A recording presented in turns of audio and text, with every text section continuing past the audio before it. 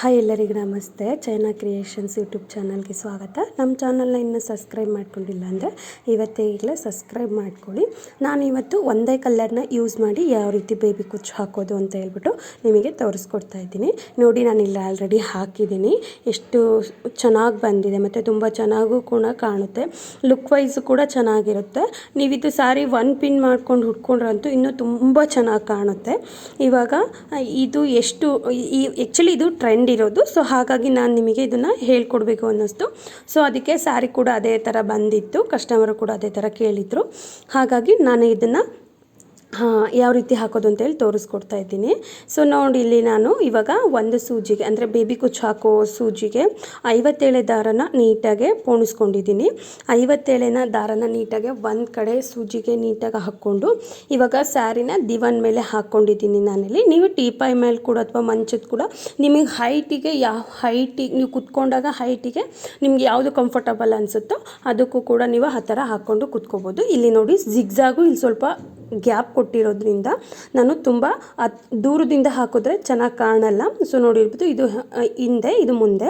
So ಹಿಂದೆಯಿಂದ ಅಂದರೆ ಕೆಳಗಿಂದ ಮೇಲಕ್ಕೆ ಸೂಜಿನ ಹಾಕ್ಕೊಂಡು ನೀಟಾಗಿ ನಿಧಾನಕ್ಕೆ ಹೇಳ್ಕೋಬೇಕಾಗತ್ತೆ. ನಿಮಗೆ ಸ್ವಲ್ಪ ಸೀರೆ ಸ್ವಲ್ಪ ಓರ್ಟಿದ್ರೆ ಅಥವಾ ತುಂಬ ದಪ್ಪ ಇದ್ದರೆ ಸಾರಿ ಸ್ವಲ್ಪ ಹೇಳ್ಕೋಬೇಕಾದ್ರೆ ಕಷ್ಟ ಆಗುತ್ತೆ, ಯಾಕೆಂದರೆ ಸ್ಟಾರ್ಟಿಂಗು ಬಾರ್ಡರ್ ಇರುತ್ತಲ್ಲ. ಹಾಗಾಗಿ ಇಲ್ಲಿ ನನಗೇನಾಯಿತು ಅಂದರೆ ಇಲ್ಲಿ ನನಗೇನು ಕಷ್ಟ ಆಗಲಿಲ್ಲ, ಏಕೆಂದರೆ ಇದು ಸೀರೆ ತುಂಬ ಸಾಫ್ಟ್ ಆಗಿದೆ. ಸೊ ಹಾಗಾಗಿ ನಮಗೆ ತುಂಬ ಈಸಿಯಾಗಿಯೇ ಕೂಡ ಬಂತು. ಒಂದೇ ಸಲ ಸೂಜಿನ ಹಾಕ್ತಿದ್ದಂಗೆ ಒಂದೇ ಸಲ ಬಂತು.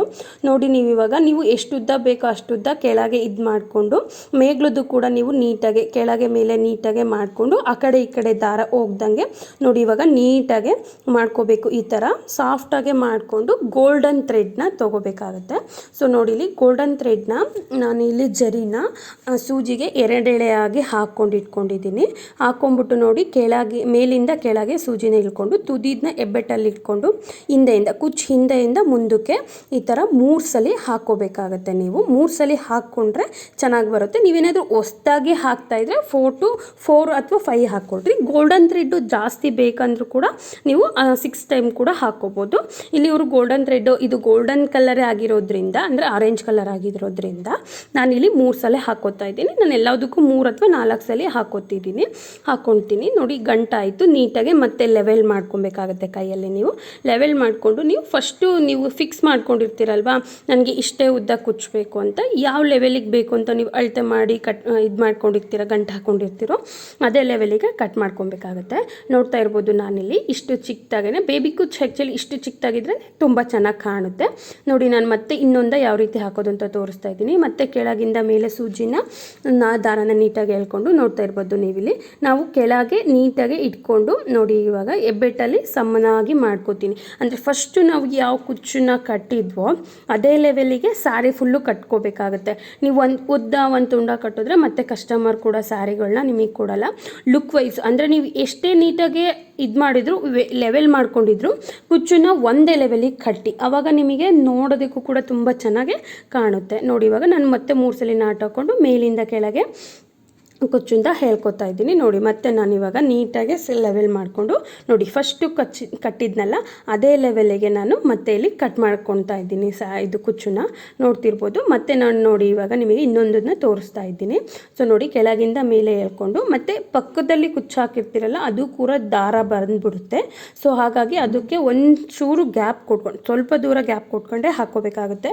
ಮತ್ತು ನೀವು ತುಂಬ ಹತ್ತತ್ರ ಕುಚ್ಚು ಹಾಕ್ಕೊಂಡು ಹೋದರೆ ತುಂಬ ಒತ್ತೊತ್ತಿಗೆ ಹಾಕ್ಕೊಂಡು ಹೋದರೆ ಕ್ರಾಸ್ ಕೂಡ ಬಂದ್ಬಿಡುತ್ತೆ. ಅದು ಸ್ಯಾರಿ ಅಂದರೆ ಕುಚ್ಚು ಹಾಕಿರೋದು ಕ್ರಾಸ್ ಆಗಿ ಕಾಣುತ್ತೆ, ನಿಮಗೆ ಒಂದೇ ಲೆವೆಲಲ್ಲೇ ಕೂಡ ಕಾಣಲ್ಲ. ಸ್ವಲ್ಪ ಗ್ಯಾಪ್ ಕೊಟ್ಟೆ ಹಾಕೋಬೇಕಾಗುತ್ತೆ. ನೀವು ಇಲ್ಲಿ ಬೇಬಿ ಕುಚ್ಚು ಹಾಕ್ತಾ ಇದ್ದೀರಾ ಅಂದರೆ ಸ್ವಲ್ಪ ಗ್ಯಾಪಲ್ಲಿ ಹಾಕಬೇಕಾಗುತ್ತೆ. ಮತ್ತು ನೀವು ಯಾರು ಸೀರೆ ಕೊಟ್ಟಿರ್ತಾರೋ ಅವರಿಗೆ ಕುಚ್ಚು ದಪ್ಪ ಬೇಕೋ ಮೀಡಿಯಮ್ ಬೇಕೋ ಒಂದು ಲೆವೆಲ್ಲಿಗೆ ನಾರ್ಮಲ್ ಆಗಿ ಇರಬೇಕು ಅಂತ ಹೇಳ್ಬಿಟ್ಟು ಕೇಳ್ಕೋಬೇಕು.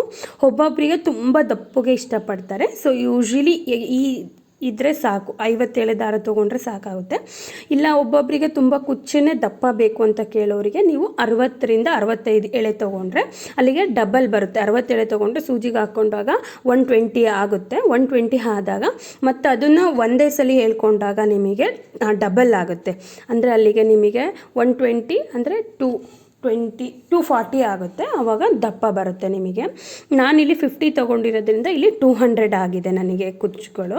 ಅಂದರೆ ದಪ್ಪ ಸೈಜ್ ಅಂದರೆ ಎಳೆದು ಸೈಜ್ ಹೇಳಬೇಕಂದ್ರೆ 200 ಲೈನ್ಸ್ ಇದೆ. ಇದು ನಾನು ನೋಡ್ತಿರ್ಬೋದು, ನಮಗೆ ಈಸಿಯಾಗಿ ಬರುತ್ತೆ. ಅಂದರೆ ನೀವು ಸ್ಯಾರಿನ ನೀಟಾಗಿ ವೆಯ್ಟ್ ಇಟ್ಕೊಂಡು ಹಾಕಿದ್ರೆ ನೋಡಿ ಹಿಂದೆ ಮುಂದೆ ಆಗಲ್ಲ, ಸೀರೆನೂ ಕೂಡ ಜಾರ್ತಾ ಇರಲ್ಲ. ಆಲ್ಮೋಸ್ಟ್ ನೀವು ಟೀಪಾಯಿ ಅಂದರೆ ಇವಾಗ ಯೂಶಲಿ ಎಲ್ಲರ ಮನೇಲೂ ಟೀಪಾಯಿ ಇರುತ್ತೆ, ಆ ಟೀಪಾಯಿಗೆ ಹಾಕ್ಕೊಂಡು ಈ ಥರ ಹಾಕಿದ್ರೆ ತುಂಬ ಚೆನ್ನಾಗಿ ಬರುತ್ತೆ. ಮತ್ತು ತುಂಬ ಈಸಿಯಾಗೂ ಕೂಡ ಕಲಿಬೋದು. ಯಾರಾದರೂ ಹೊಸ್ದಾಗೆ ಕಲಿತಿದ್ದೀನಿ ಅನ್ನೋರಿಗೂ ಕೂಡ ತುಂಬ ಚೆನ್ನಾಗಿ ಬರುತ್ತೆ ಇದು ಹಾಕೋದಕ್ಕೆ. ನೋಡ್ತಾ ಇರ್ಬೋದು, ನೀವು ಪಾಸ್ ಮಾಡಿ ಮತ್ತು ಹೋಲ್ಡ್ ಮಾಡಿ ಕೂಡ ನೀವು ಕಲ್ತ್ಕೋಬೋದು, ಹಾಕೋಬೋದು. ನೋಡಿ ಒಂದೊಂದು ಸಲ ಅದು ಗೋಲ್ಡನ್ ಥ್ರೆಡ್ಡು ಸಾಫ್ಟ್ ಇರೋದ್ರಿಂದ ಇದಾಗೋಗ್ಬಿಡುತ್ತೆ. ಸೊ ನೋಡಿ ಇಲ್ಲಿ ನಾನು ಇವಾಗ ಎಷ್ಟು ನೀಟಾಗಿ ಹಾಕೋತಾ ಇದ್ದೀನಿ ಅಂತ ಹೇಳ್ಬಿಟ್ಟು ನೀವು ಕೂಡ ಮನೇಲಿ ಟ್ರೈ ಮಾಡಿ. ಮತ್ತು ಫಸ್ಟು ನಿಮಗೆ ನಾನು ಹೇಳಿದ್ನಲ್ಲ, ಕರ್ಚೀಫ್ಗಳಿಗೆ ಹಾಕ್ಕೊಳ್ಳಿ, ಮತ್ತು ನಿಮ್ಮದು ವೇಲ್ಗಳಿಗೆ ಹಾಕ್ಕೊಳ್ಳಿ, ವೇಸ್ಟ್ ಬಟ್ಟೆಗೆ ಹಾಕ್ಕೊಳ್ಳಿ, ಆವಾಗ ಚೆನ್ನಾಗಿ ಬರುತ್ತೆ. ಅದರಲ್ಲಿ ನಿಮಗೆ ಕಂಫರ್ಟ್ ಅನಿಸಿದ್ರೆ ನೆಕ್ಸ್ಟು ನೀವು ನಿಮ್ಮದೇ ಇರೋ ಅಂಥ ಸ್ಯಾರಿಗಳಿಗೆ ನಿಮ್ಮ ಮನೇಲಿರೋ ನಿಮ್ಮಪ್ಪ ಅಂದರೆ ನಿಮ್ಮಮ್ಮ, ನಿಮ್ಮ ಅತ್ತೆ, ನಿಮ್ಮ ಚಿಕ್ಕಮ್ಮ, ನಿಮ್ಮ ಅಜ್ಜಿ, ನಿಮ್ಮ ರಿಲೇಟಿವ್ಸ್ ಅವ್ರನ್ನ ಸುಮ್ಮನೆ ಇಸ್ಕೊಂಡು ಹಾಕ್ಕೊಡಿ. ಹಾಕ್ತಾ ಪ್ರಾಕ್ಟೀಸ್ ಮಾಡಿ ನಿಮ್ಮ ಮನೇಲಿರೋದನ್ನ. ಆಮೇಲೆ ನೀವು ಇದು ಮಾಡ್ಬೋದು. ನೋಡ್ತಾ ಇರ್ಬೋದು ನಾನಿಲ್ಲಿ ಬ್ಯಾಕಲ್ಲೂ ಕೂಡ ನಿಮಗೆ ಒಂದೇ ಗ್ಯಾಪ್ ಇದೆ. ನೋಡ್ತಾ ಇರ್ಬೋದು ಕುಚ್ಚುಗಳ ಮಧ್ಯ ಒಂದೇ ಗ್ಯಾಪ್ ಇದೆ, ಮತ್ತು ಗೋಲ್ಡನ್ ಥ್ರೆಡ್ ಕೂಡ ಒಂದೇ ಲೆವೆಲಿಗಿದೆ, ಮತ್ತು ಕಟ್ಟಿರೋದು ಕೂಡ ಕುಚ್ಚು ಮುಂದೆನೂ ಕೂಡ ಹಾಗೆ ಇದೆ, ಹಿಂದೆನೂ ಕೂಡ ಹಾಗೆ ಇದೆ. ಮತ್ತು ನೋಡ್ತಿರ್ಬೋದು ನೀವು ಎಷ್ಟು ನೀಟಾಗಿ ಫಿನಿಶಿಂಗ್ ಒಂದೇ ಲೆವೆಲಿಗಿದೆ ಕುಚ್ಚುಗಳು, ಯಾವುದು ಕೂಡ ವ್ಯತ್ಯಾಸ ಇಲ್ಲ. ಒಂದು ಹೈಟು, ಒಂದು ತಗ್ಗು, ಒಂದಕ್ಕೆ ಜಾಸ್ತಿ ಗ್ಯಾಪು, ಒಂದಕ್ಕೆ ಚಿಕ್ಕದ ಗ್ಯಾಪು, ಆ ಥರ ಯಾವುದು ಕೂಡ ನಿಮಗೆ ಕಾಣ್ತಾ ಇಲ್ಲ. ಸೊ ನೋಡಿ ಇಲ್ಲಿ ನಾನು ಫೈನಲಿ ಸ್ಯಾರಿ ಫುಲ್ ಹಾಕ್ಕೊಂಡು ಲಾಸ್ಟಿಗೆ ಸ್ಯಾರಿ ಕುಚ್ಚನ್ನ ಹೆಂಡ್ ಮಾಡೋದು. ಅಂದರೆ ಕೆಲವೊಂದು ಟೈಮಲ್ಲಿ ಏನಾಗುತ್ತೆ ಅಂದರೆ ನಾವಿಲ್ಲಿ ಒಂದೇ ಕಲರ್ ಹಾಕ್ತಿರೋದ್ರಿಂದ ಇದರಲ್ಲಿ ಪ್ರಾಬ್ಲಮ್ ಬರಲ್ಲ ನಿಮಗೆ. ಒಂದೇ ಕಲರಲ್ಲಿ ಕೂಡ ನೀವು ಎಷ್ಟು ಸ್ಯಾರಿ ಫುಲ್ಲು ಆಗುತ್ತೋ ಅಷ್ಟು ಕೂಡ ಹಾಕೋಬೋದು, ಅಂದರೆ ಲೆವೆಲ್ಲಾಗೆ. ಆದರೆ ನೀವು ಬೇರೆ ಅಂದರೆ 2 ಕಲರ್ ಯೂಸ್ ಮಾಡ್ತಾ ಇದ್ದರೆ ಒಂದು ಕಲರ್ ಬಂದು ಇದು ಬ್ಲೂ ಇರೋದ್ರಿಂದ ಆರೆಂಜ್ ಕಲರ್ ಮತ್ತು ಗೋಲ್ಡನ್ ಕಲರ್ದು ಒಂಥರ ಮಿಕ್ಸ್ ಇರೋದ್ರಿಂದ, ಡಬಲ್ ಕಲರ್ ಇರೋದ್ರಿಂದ ಇಲ್ಲಿ ನಾನು ಬ್ಲೂ 4 ಅಥವಾ ಆರೆಂಜ್ 4 ಹಾಕ್ಕೊಂಡಿದ್ರೆ ಆವಾಗ ವ್ಯತ್ಯಾಸ ಬರುತ್ತೆ. ಲಾಸ್ಟಲ್ಲೂ ಕೂಡ ನೀವಿಗೆ ಫಸ್ಟು ಆರೆಂಜ್ ಸ್ಟಾರ್ಟ್ ಮಾಡಿದರೆ ಲಾಸ್ಟಲ್ಲೂ ಕೂಡ ಆರೆಂಜ್ ಬರಬೇಕು. ಆ ಥರ ಅರೇಂಜ್ ಮಾಡಿ ಹಾಕೋಬೇಕಾಗುತ್ತೆ ನೀವು. ಇಲ್ಲಿ ಗೋಲ್ಡನ್ ನಾವು ಒಂದೇ ಕಲರ್ ಹಾಕ್ತಿರೋದ್ರಿಂದ ನನಗೆ ಈ ಸ್ಯಾರಿಲಿ ಏನೂ ಪ್ರಾಬ್ಲಮ್ ಬರಲ್ಲ. ಆದರೂ ಕೂಡ ನಾನು ನಿಮಗೆ ಫಿನಿಶಿಂಗ್ ಲೆವೆಲ್ಲು ಯಾವ ರೀತಿ ಇರುತ್ತೆ ಅಂತ ಹೇಳ್ಬಿಟ್ಟು ತೋರಿಸ್ತಾ ಇದ್ದೀನಿ. ನೋಡ್ತಾ ಇರ್ಬೋದು ನೀವು ಸ್ಯಾರಿ ಇಲ್ಲೇ ಎಷ್ಟು ಒಂದಕ್ಕೆ ಒಂದು ಕುಚ್ಚಿಂದ ಇನ್ನೊಂದು ಕುಚ್ಚಿಗೆ ಎಷ್ಟು ಅಂತರ ಇದೆ ಅಂತ ಹೇಳ್ಬಿಟ್ಟು, ಅಂದರೆ ಎಷ್ಟು ಗ್ಯಾಪ್ ಇದೆ ಅಂತಲೂ ಕೂಡ ನೋಡ್ತಾ ಇರ್ಬೋದು ನೀವು. ಎಷ್ಟು ನೀಟಾಗಿ ಒಂದೇ ಲೆವೆಲಿಗೆ ಕೂಡ ಬಂದಿದೆ. ಇಲ್ಲಿ ನೀವು ಅದೇ ಥರನೂ ಕೂಡ ಹಾಕೋಬೋದು. ಸೊ ನೋಡಿ ಇವಾಗ ನಾನು ಮತ್ತೆ ಕಟ್ ಮಾಡಿ ಸ್ಯಾರಿ ಫುಲ್ಲು ಇದೇ ಥರ ಒಂದೇ ಕಲರ್, ಅಂದರೆ ಎರಡೆರಡು ಕೂಡ ಹಾಕೋಬೋದು, 4 ಕೂಡ ಹಾಕೋಬೋದು. ಎರಡೆರಡು ಕಲರ್ ಯೂಸ್ ಮಾಡ್ತಿದ್ರೆ ಎರಡು ಹಾಕೋಬೋದು. ಇಲ್ಲ ಒಂದು ಕುಚ್ಚು, ಒಂದು ಪಿಂಕು, ಒಂದು ಬ್ಲೂ, ಆ ಥರ ನಿಮಗೆ ಸ್ಯಾರಿ ಕಾಂಬಿನೇಷನ್ ಯಾವುದಿದೋ ಫಸ್ಟು ಆಪೋಸಿಟ್ ಕಲರಲ್ಲೇ ಸ್ಟಾರ್ಟ್ ಮಾಡಬೇಕು. ಅಂದರೆ ಇವಾಗ ಸೆರಗು ಬ್ಲೂ ಇರೋದ್ರಿಂದ ಸೀರೆಗೆ ಆರೆಂಜ್ ಕಲರ್ನ ಸ್ಟಾರ್ಟ್ ಮಾಡಬೇಕಾಗ್ತೈತೆ ಸ್ಟಾರ್ಟಿಂಗ್ ಮಾಡಬೇಕಾದ್ರೆ. ಇಲ್ಲ ನಿಮಗೆ ಪಿಂಕ್ ಇತ್ತು ಅಂದರೆ, ಪಿಂಕು ಬ್ಲೂ ಇತ್ತು ಅಂದರೆ ಫಸ್ಟು ಸೆರಗು ಯಾವ ಕಲರ್ ಇರುತ್ತೋ ಅದಕ್ಕೆ ಆಪೋಸಿಟ್, ಅಂದರೆ ಸ್ಯಾರಿ ಯಾವ ಕಲರ್ ಇರುತ್ತೋ ಆ ಕಲರಲ್ಲೇ ನೀವು ಸ್ಟಾರ್ಟ್ ಮಾಡಬೇಕಾಗುತ್ತೆ. ನೀವು ಬ್ಲೂ ಇದ್ದರೆ ಬ್ಲೂ ಇಂದನೇ ಸ್ಟಾರ್ಟ್ ಮಾಡಿದ್ರೆ ಅದು ನೀವು ಎಷ್ಟೇ ಚೆನ್ನಾಗಿ ಹಾಕಿದ್ರೂ ಕೂಡ ಒಂಚೂರು ಕೂಡ ಚೆನ್ನಾಗೆ ಕಾಣೋದಿಲ್ಲ ನಿಮಗೆ. ಹಾಗಾಗಿ ಸೆರಗು ಇವಾಗ ನಿಮಗೆ ಇದು ಬ್ಲೂ ಇರೋದ್ರಿಂದ ನಾನು ಆರೆಂಜ್ ಕಲರ್ನ ಸೆಲೆಕ್ಟ್ ಮಾಡ್ಕೊಂಡಿದ್ದೀನಿ. ಸ್ಯಾರಿಲಿ ಆರೆಂಜ್ ಕಲರ್ ಇದೆ, ಮಲ್ಟಿ ಕಲರ್ ಇದ್ರಂತೂ ಅದರಲ್ಲಿ ಕಲರ್ ಯಾವುದು ಅಂದರೆ ಅಟ್ರಾಕ್ಟಿವ್ ಆಗಿರುತ್ತೋ ಆ ಕಲರ್ನ ನೀವು ಯೂಸ್ ಮಾಡ್ಕೊಬೇಕಾಗತ್ತೆ.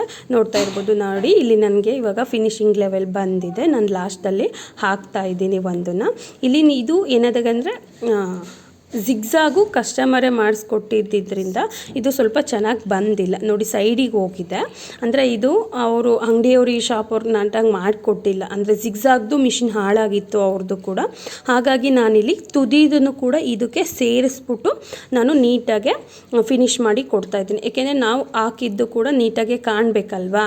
ಹಾಗಾಗಿ ಮತ್ತು ನಾವೇನಾದರೂ ಇದನ್ನು ಗ್ಯಾಪ್ ಕೊಟ್ಟರೆ ಅವ್ರು ಯೂಸ್ ಮಾಡ್ತಾ ಓಪನ್ ಆಗಿಬಿಡುತ್ತೆ ಅದು ಜಿಗ್ಸಾಗು.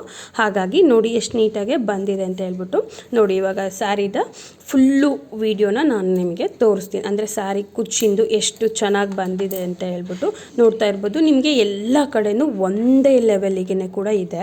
ಸೊ ನೋಡಿ, ಇವಾಗ ನಾನು ಫುಲ್ಲು ಸ್ಯಾರಿ ನಿಮಗೆ ತೋರಿಸ್ತಾ ಇದ್ದೀನಿ. ನೋಡ್ತಾ ಇರ್ಬೋದು ನಿಮಗೆ ಎಷ್ಟು ನೀಟಾಗೆ ಒಂದೇ ಲೆವೆಲಿಗೆ ಒಂದೇ ಕುಚ್ಚು ಹಾಕಿರೋದ್ರಿಂದ ನೋಡೋದಕ್ಕೂ ಕೂಡ ತುಂಬ ಚೆನ್ನಾಗಿರುತ್ತೆ. ಅಂದರೆ ನೀವು ಒಂದು ಸ್ಯಾರಿ ಪಿನ್ ಮಾಡ್ಕೊಂಡ್ರಂತೂ ಈ ಥರ ಕುಚ್ಚು ಹಾಕೊಂಡೋಗ ತುಂಬ ಚೆನ್ನಾಗೇ ಕಾಣುತ್ತೆ.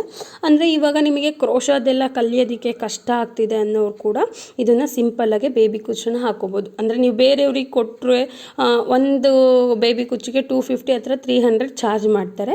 ಸೊ ಅದನ್ನು ಕೂಡ ನೀವೇ ಸೇವ್ ಕೂಡ ಮಾಡ್ಕೋಬೋದು. ನೋಡ್ತಾ ಇರ್ಬೋದು ನಿಮಗೆ ಎಷ್ಟು ನೀಟಾಗೆ ಬಂದಿದೆ ಅಂತ ಹೇಳ್ಬಿಟ್ಟು. ನಾನು ಯಾವುದೇ ಥರ ಮಾರ್ಕು ಅಥವಾ ಇದನ್ನೇನು ತೊಗೊಂಡಿಲ್ಲ, ಕೈ ಅಳತೆಲೇ ತೊಗೊಂಡು ಹಾಕಿರೋದು ನಾನಿಲ್ಲಿ.